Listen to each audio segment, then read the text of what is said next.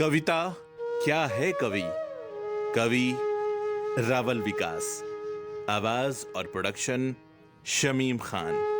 कवि बहती हुई नदी के साथ लुढ़कते हुए पत्थर के बिखरने से बनी मिट्टी है।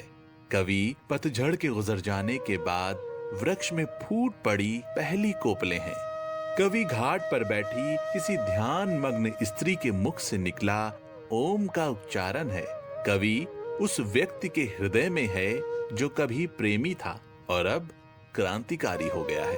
अपने प्रिय कवि को पढ़ते हुए अपनी प्रेमिकाओं से मानसिक संवाद करने वाले नवयुवक के अतीत में कवि छुप के बैठा रहता है। कवि इंसानी सीमाओं में रहकर अनंत में जीता है। छोटे से गांव में जन्मा, विश्व को संबोधित करते हुए लिखता है। कालातीत लिखकर भी समय के द्वारा ठग लिया जाता है। कवि एक मामूली आदमी होता है जो अपने मामूलीपन को जान चुका है। वो 10 रोज तक एक पंक्ति लिखने की भरसक कोशिश करता है। दिन उदास हैं और रातें जाग कर कटती हैं, लेकिन नहीं कर पाता वो अनुवाद अपने प्रेम का शब्दों में। उसे अपनी प्रेमिका के शब्द कानों में गूंजते हुए महसूस होते हैं। उसी रोज वो रचता है एक नई प्रेम कविता। कवि हर रात सोने से पहले रोता है।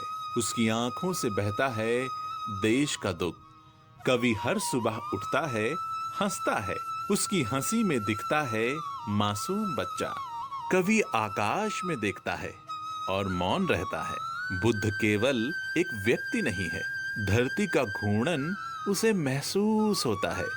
चांद कभी उसके लिए मात्र एक उपग्रह नहीं रहा।